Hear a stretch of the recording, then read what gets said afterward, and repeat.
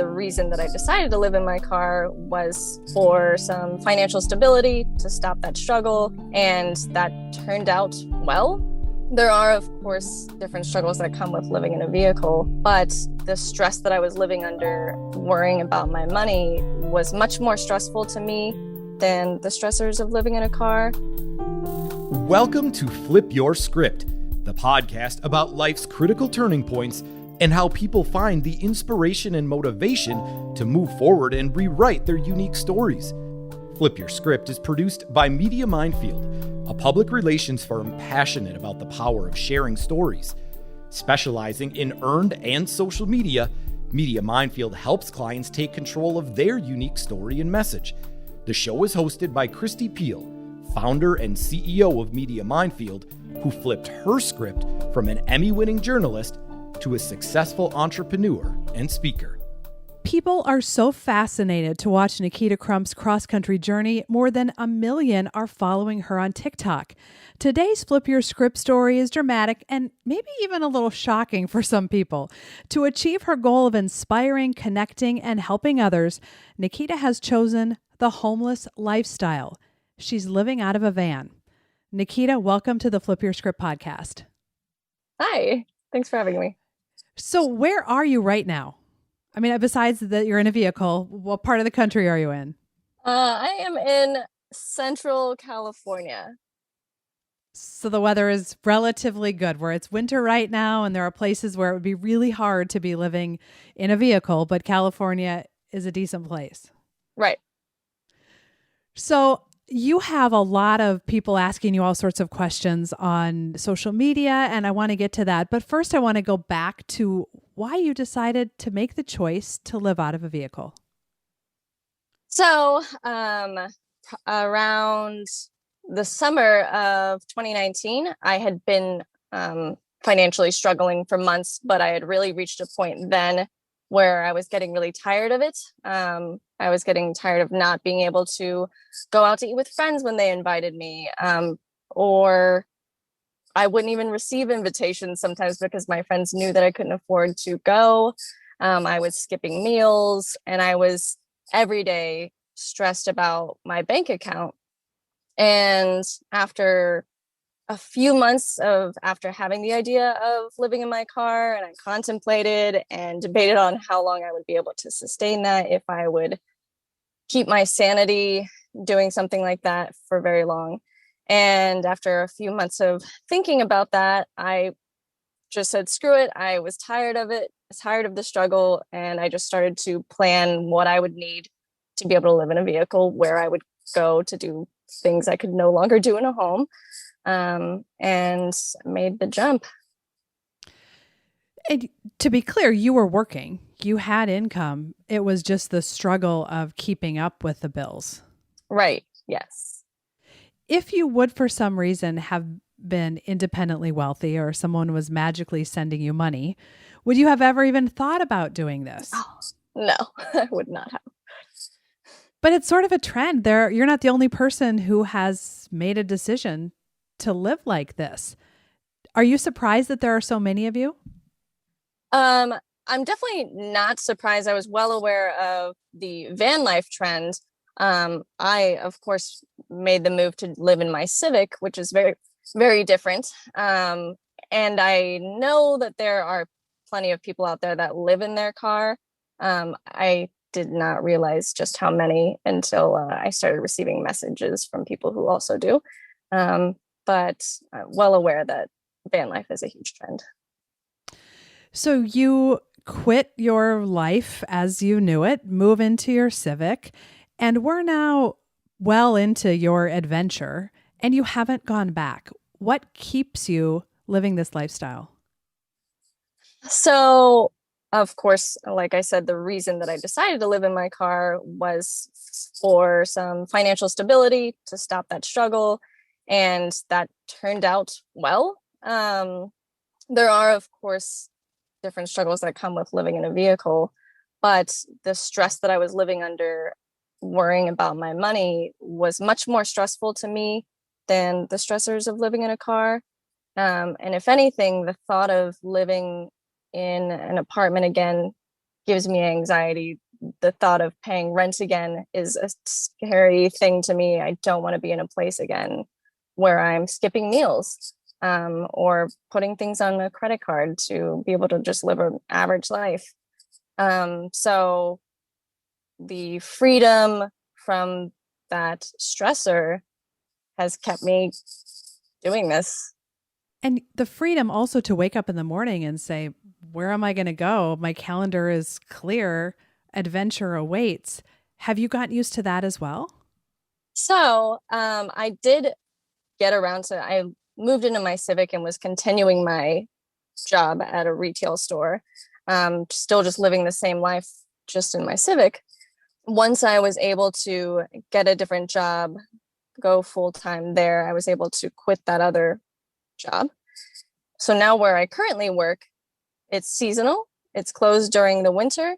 So I've been on the road all winter. However, mid-February to November, I do live in one general location in my Civic. And you want to make the move. It's been well documented on your social into a van. How's that going? Right. So after living in my Civic was going well enough, there wasn't anything I didn't anticipate popping up. I realized, now that I don't pay rent, I could afford an affordable, cheap vehicle payment and pursue the dream of living in a van, which was not my goal in living in my car. My goal was simply to be able to afford to live a regular, happy life. But once I was doing that well, I thought of van life and thought, why not live in something a little bigger, something I can actually stretch out in. So yes, I purchased a very small micro cargo van, and slowly, at my own pace, whatever I can afford, started to renovate it into something I could live in with a little more space and actually have a kitchen and a bed. So that's been going slowly, but it's good. When do you expect to move into that? I wish I could put a date on that. But I am hoping at least maybe in the ballpark of August or September of this year, a few more months. Whenever anyone starts out on some journey, adventure, whatever it may be, there's always the expected outcome, the things I think I'm going to learn. And then when you get in it, the things that you actually experience and learn are very different from what you thought you were going to experience. So tell me of some of the things that have surprised you in doing this. I've been surprised just in general about how much happier I've been living in my car. Again, there are their own stressors that come with this. Every day there's something to figure out, whether it's where I'm going to sleep or where I'm going to use the bathroom. There's different things, but overall, I'm so much happier than I was when I was stressed about paying rent, stressed about being able to afford to eat. And I just feel like I've grown as a person because I'm much happier with myself. And that I did not expect. What has surprised you about the people you've met on the road? Have people been accepting? Have people been helpful? Have people been judgmental?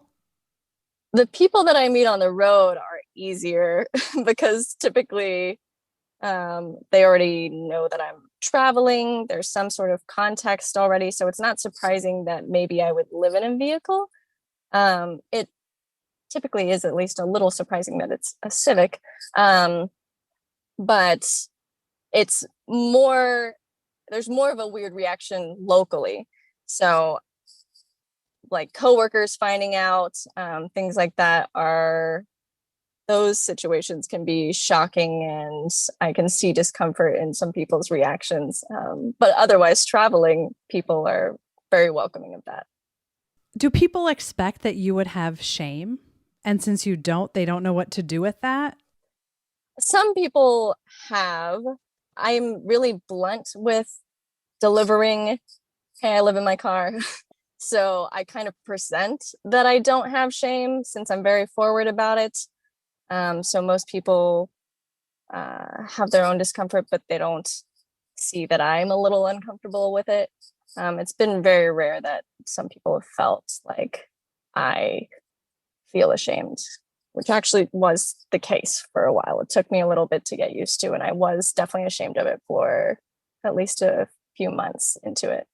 And what shifted for you that went from shame to I'm going to tell everyone about this and even put it out there on TikTok, Instagram, YouTube, everywhere?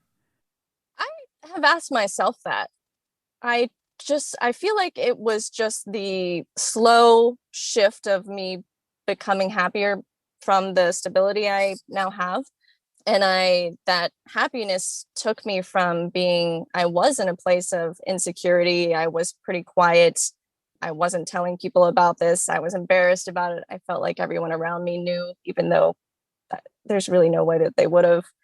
And as I grew happier from my stability, I became more comfortable with my secrets, I guess. So I think it was just my happiness and comfort with myself that I was growing into that made me more open about it. Have you been surprised by the response you've received on social media? Oh, yeah, absolutely. I had YouTube videos about this, but I think I had like 60 subscribers. No one really knew still, even though I was public, no one was looking at that. And once I finally downloaded TikTok because my friend convinced me to get in on that, and I just thought it'd be fun to make one short little video of a shower head that I use. And no one was following me. I think I might have had 3 friends following me at the time. And that just took off. Every single day was wild to me. I couldn't believe that it was getting that much attention. So it's been crazy for me. What's the number one question you get asked? Probably why I live in my car.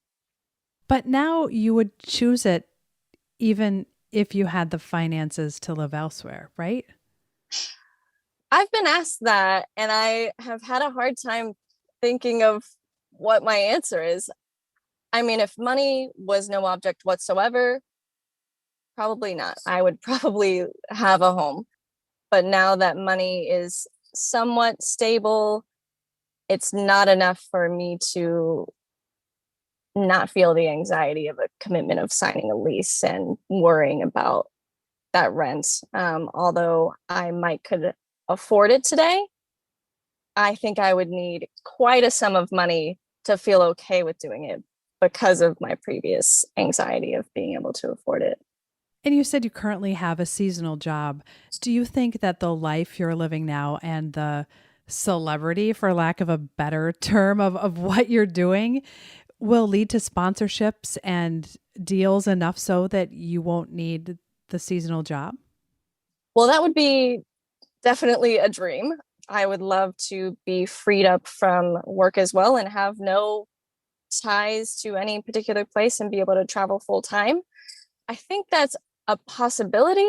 However, that's not something I've delved into quite yet. I've received some sponsorships, but I did not realize actually until a few weeks ago that I could actually charge those companies for these posts and videos. So that was all free work. So I'm not quite sure if that would ever happen, but that would be a dream. So, for those of us that are tied to our homes, have way too much stuff, what can we learn from you? Because part of what you're doing, I think the reason that folks are so interested in watching is that you've shown that you don't need actually that much to live on.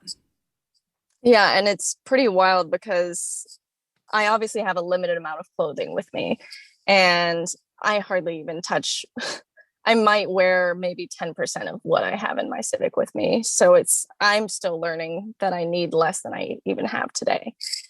Honestly, I've tried to explain to some people previously how much it can be a weight lifted off of at least my shoulders, I feel, when I own less. And I've received responses that doesn't make sense. I'm not stressed out by what I own. But I think a lot of people don't realize that you are subconsciously stressed about these items, whether it's needing to clean them or have maintenance on them. Every item has to be organized, be washed. And I've found that the less I have, the better I feel. The less you have, the better you feel. It makes a lot of sense because it's the whole traveling lightly kind of concept that we get bogged down by all the things we have to pay for and obtain and clean. And, we moved in the last couple of years, and it was shocking to me the things I had held on to. Like, why did I Yeah. ever save this? My youngest at the time was like 10, 11, 12, something, and I had maternity clothes. Like, what am I doing with boxes of maternity clothes? So, in the process of you getting ready to move into a vehicle, did you give things away? Did you sell them? And were Yeah. you yourself surprised at all the stuff you had? So somewhere along the way, years ago, I started getting rid of my belongings, whether it was giving them to friends, selling them online. And I always found some joy in that, joy in decluttering my life. And way back then, years ago, I was amazed every time that I would do that, which I would probably do that a few times a year. I was amazed at how much stuff I was coming up with, how much I was getting rid of, how ridiculous it was that I ever purchased a certain item in the first place, because a year later, it doesn't mean anything to me anymore. And it's just clutter. So for a long time, I've been getting rid of things, and I've found a lot of surprising amount of joy in that. So honestly, I didn't own a ton before this because I'd been doing that for years. Just a lot of joy and freedom. Yeah.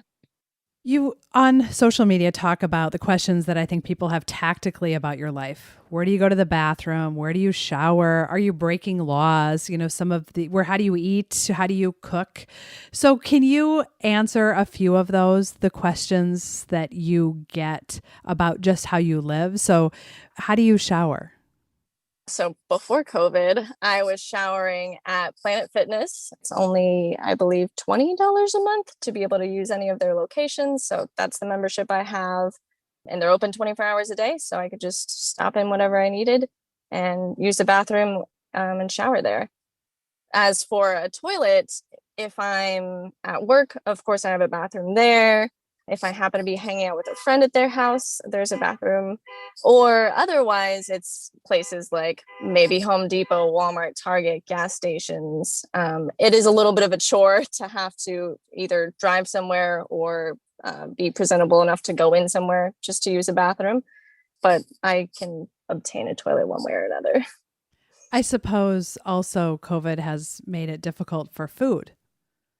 I would say COVID made it more difficult for shower and toilet. That was a little bit of a stressor in the beginning, but food wise, been a little bit, a little bit of a collection of resources. So my work has a kitchenette, so I have like a toaster oven there, a microwave, even a like heating element, so I could cook pasta if I wanted to there, and a rice cooker. So I'm in there early and I'm leaving in the afternoon, early evening, so I can have about 2 meals there. Otherwise, it's maybe fast food sometimes, maybe snacks. I can be pretty terrible at just forgetting to eat sometimes. So that can be kind of useful for this lifestyle. Or maybe I'm, again, like hanging out with a friend and we cook at their house, something like that. What has the response been from friends and family? Have you lost any relationships because people don't support the choice you've made? No. And, that's not even something that I considered happening. I definitely, again, felt some amount of embarrassment and kept it secret for a little while. But as people have found out, none of my friends or family, anyway, have given me any negative feedback. They're surprised I can do it. A friend of mine couldn't make sense of it and just thought, why would you make a change like that? But it never affected any relationship of mine. That's impressive because I could see some people wanting to help, Hmm. and you don't probably want help. You're No. good. So you figured out how to live in your car, which means you've had to be very intentional about what you keep and how you organize it. Is there something you've learned about how to organize things in a car, or some device or something you've found that all of us need to know about? So it might seem like a really silly item, and I should have pulled it out because I always talk about this item. It's in my trunk. there's this bottle that is called an aquabot. It has a pump on the top of it that builds air pressure into the bottle, and it sprays with that air pressure, which has been useful to me in so many ways. Sometimes I wash my hair with it, or brush my teeth, or clean my dishes, get the dirt off of my feet before I get into my car. Maybe if I was on a hike or at the beach or something, that high pressured stream is useful in so many ways for me in this simple, small life. So I live by that item. And in your future, are there places you really want to visit in your car that are on you? Do you have a running list of dream locations to visit? The list is quite long, not one that I could necessarily prioritize and itemize. I pin places on Google Maps. So when I pull up the app, I just have dots all over the place. And I make an effort to plan out little trips, whether it's just a weekend away from work or the time off that I have in the winter, to just knock them out the best I can. What's the place you visited so far that other people need to know about? I really love Lake Powell in Arizona. Yeah, that is a very beautiful place. Great scenery, really unique canyons that you can kayak down. Beautiful spot. You talked earlier about sponsorships and those types of things. Are there other professional goals that you have? That's something I have recently been trying to figure out, because this sudden attention that came about, maybe it's been 7 months or so now, has changed things a lot for me. And I've had hopes to do that, to make sponsorships, to make the income from YouTube a full-time gig. So that is something that I'm seeing if I am able to do, if that would be a sustainable amount of income. But that's definitely something I'm going to have to look at over a long span of time to see if it would maintain. I'm a little surprised that either Honda or a van company hasn't reached out and given you a vehicle, because it's really good advertising. I would love that. I have had, the thought has crossed my mind before. And then I thought, oh, you're getting full of yourself if you think somebody's going to give you a vehicle. But maybe. If you're listening and you know someone, let's help her out. Would you ever do this with someone else? Children, a partner, a friend. Would you ever continue this lifestyle, or do you think there's a point in your life where you'd say, you know what, that was a chapter? I am not sure that I could live with someone in my vehicle full time. I could definitely do it for trips, and I have gone on trips, and with a friend of mine, we'll sleep in my Civic together, but that's just for a matter of days. Long term, I would need to be able to afford a much bigger van if I was going to travel with someone else.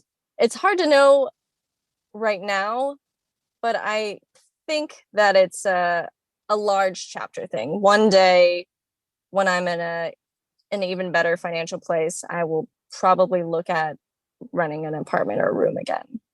Do you think there's also a message about how you can have a job and not want a lot of things and not still be able to feel financially stable?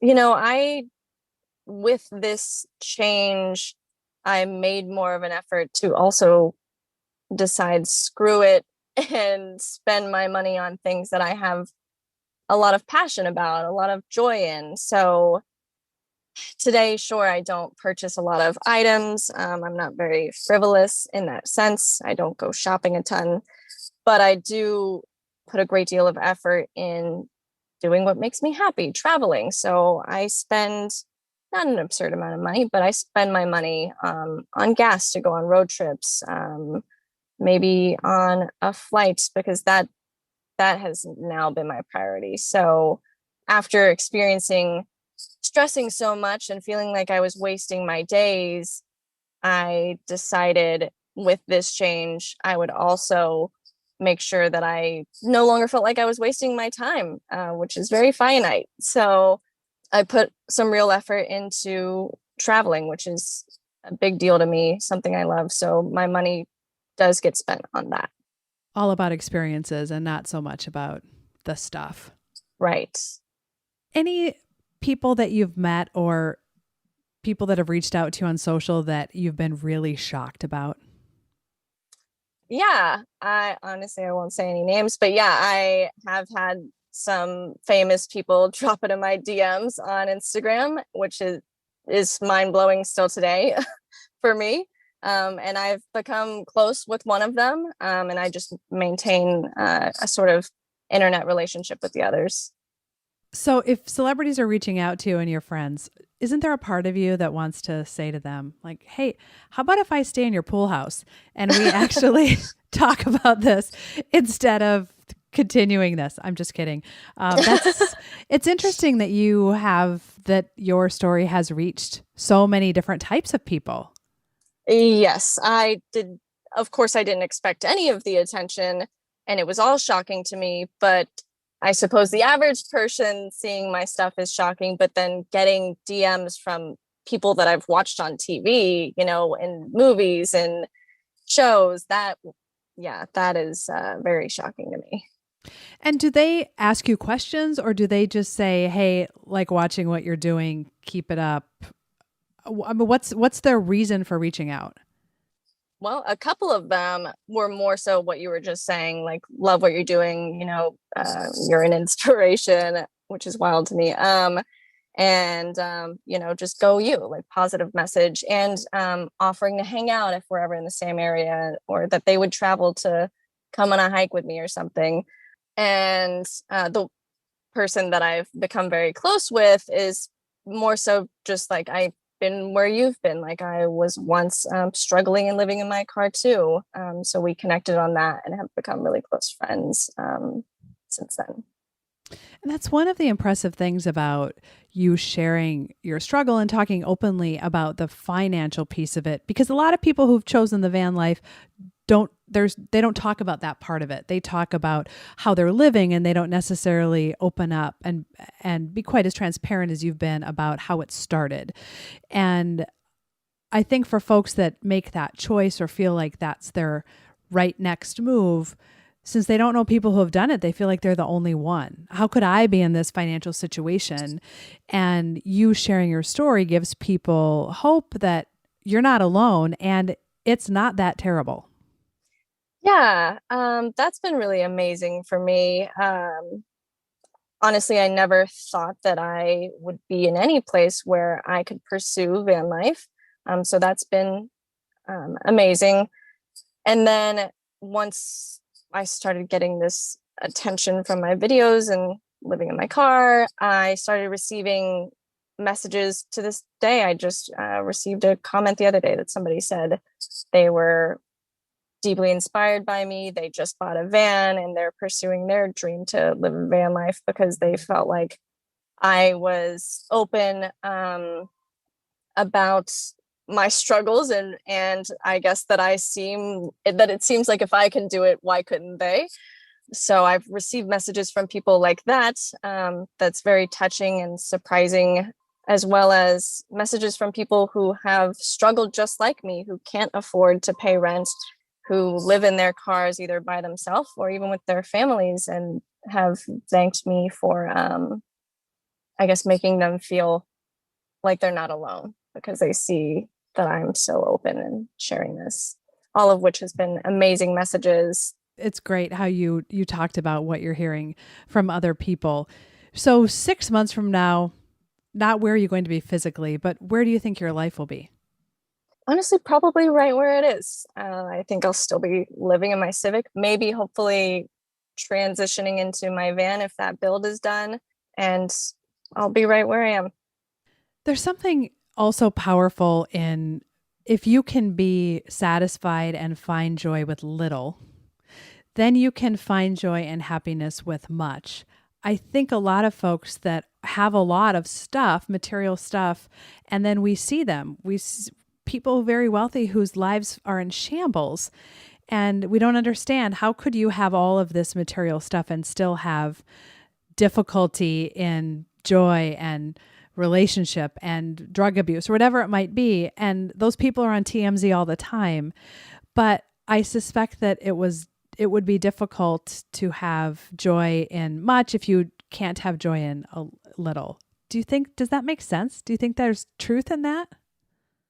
I I think there is truth in that for some people, absolutely, probably for most people. Years ago, I've never had a lot. I've never had a ton of money. But years ago when I was doing okay, I had a partner that was semi well off. So I was living a good life in Hawaii and I was miserable from a lot of things going on around me. And I realized then, that was probably a decade ago, that those objects didn't matter. In the moment, I thought that getting a new tablet would be awesome. I would be happy living in Hawaii, but you can absolutely be in a bad mental place, no matter what beauty you're surrounded by or what objects you own. So if someone walked up to you now, knocked on the window, and gave you a check for millions of dollars, and you suddenly have a home, would you be able to find more joy and happiness in that endeavor, in that life, because you've had the last 2 years, 3 years, year living the life you're living? I think I would love to think that I would always keep sight of the appreciation for something like that. But I feel like the sad fact is we all adapt. So, of course, initially it would be very exciting. I would be so thankful for it. And especially coming out of a situation like this. But I think over time, I would adapt again, just like I adapted to this. And that thought would cross my mind less and less until it rarely did. So the reality check would be whatever your next move is, to continue to remember the joy that you can find with very little. Right. And I've seen in some of your posts, you've said, if someone wants to support me. So talk about how we can follow you on TikTok, we can follow you on Instagram. And then do you have an Amazon list going? Talk about that. Honestly, my bigger support, what I find joy in more, is support on YouTube, just because it's more personal to me. So my YouTube is just my name, Nikita Crump, as well as my TikTok. And yes, I eventually created an Amazon wish list, which I still to this day feel a little uncomfortable about. It feels odd having people purchase things for me, but I put things that are relevant to living in my car on there. And it's all linked in the bio of all of my social medias. And I suspect that there are people listening who wonder, have you ever felt not safe? Oof, do you feel yes. safe? Yeah. How do you deal with that? Ooh, yeah, that's a big thing for me.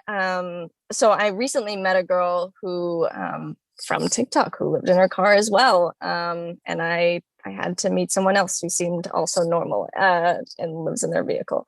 So I met her and we've talked about that. And we've gone live on different social medias together. And when we receive the question if we get scared, I'm always so quick to say yes. And she acts like it's an absurd question and says no, she doesn't get scared. So there's definitely different answers person to person. But I absolutely get terrified. I have nightmares that seem very real, that somebody's knocking on my car. And when I wake up, I'm not really sure if I was just awake and it really did happen. And I'm on edge for several minutes, just waiting for another sound before I can try to go back to sleep. I have had people knock on my car, thankfully only a couple times. And my friend, the one that I am saying I met from TikTok, I've traveled a little bit with her during this winter break away from work. And we would park next to each other. And we had an instance where someone did bother her in the middle of the night. And I was able to wake up and hear what was going on, where they were being really inappropriate. In a nutshell, the cops should have been called. We probably should have called the cops. So scary situations do happen. They are rare. but I am still paranoid of them every single night. I'm sure. So from all that you've said, and for most people, I believe, and studies would show, want more joy, want more peace, want more freedom, struggle with finances. And jumping from those struggles and those realities to I'm going to sell everything I have or give it all away and move into a vehicle, that's a pretty big jump for a lot of people. So is there something that people can learn from your choices and your life that they could apply to their daily life? For example, give some things away or figure out how to get out of debt? Or is there something that you think is just good advice for people who aren't ready to make the going all in van life? Honestly, I feel like the most applicable to everyone, the thing that I think everyone should do is prioritize what makes them the happiest more. I think it's really easy to get lost in upgrading to the newest phone and picking up payments on that, or getting a new car and having to make payments on that, versus what is really the thing that makes you the happiest. And, stop worrying about spending money on these other objects that take you away from that thing. A lot of people, just for example, do really want to travel, but they, of course, some people can't afford it. But there's a lot of situations where they could, had they just prioritized it over these objects. It's great advice. The last question I ask everyone on the podcast is there a song or lyrics or a quote or something that has motivated you on days that are difficult? So it's a little bit morbid in a sense, but Bittersweet Symphony by The Verve has always been a very a song that touches my heart, even though it's a very mainstream old song. But the message there that life is bittersweet, that we are, quote unquote, a slave to money and then we die, that is a huge motivator to me to do what I was just speaking of, to continue focusing on what makes me the happiest, to continue traveling. Thank you for sharing how you've really dramatically flipped your script and all that you've learned. And the transparency is a way, and stories have power. And so the fact that you're being so transparent about all of your journeys on social media and otherwise, I think to your point, you've already seen it's inspiring others, and that's commendable. So thank you for joining us. And I know I will continue to watch you on social and cheer you on. And if your travels ever get you through Minneapolis, not in the winter because it's just not safe, please let me know. I'd love to meet you somewhere and go on a hike. Yeah, thank you so much. Thank you for having me. You've been so kind. So many things we can take away from Nikita's story. I think the two things really are to identify what is stressing you out and what gives you joy. And if you can think about what stresses you out and find ways to minimize that, even if that means you're living in a vehicle, to get rid of your biggest stressor, and what gives you joy, and remove the obstacles and find more joy, because as Nikita said, our time is limited. My hope is her story empowers you to believe you're capable of more than you think, to discover motivation, to uncover inspiration, and to find the strength to turn the page. Thank you for listening to Flip Your Script, hosted by Christy Peel and produced by Media Minefield. If you like our message, please be sure to give us a 5-star rating, subscribe to the show, and share our episodes with your family and friends. Do you or someone you know have a story about flipping your script? We'd love to share it. Contact us on our website, flipyourscriptpodcast.com. To stay up to date on all things Flip Your Script, make sure to follow host Christy Peel on social media. You can also check out the website for pictures, resources mentioned in the show, and other great episodes.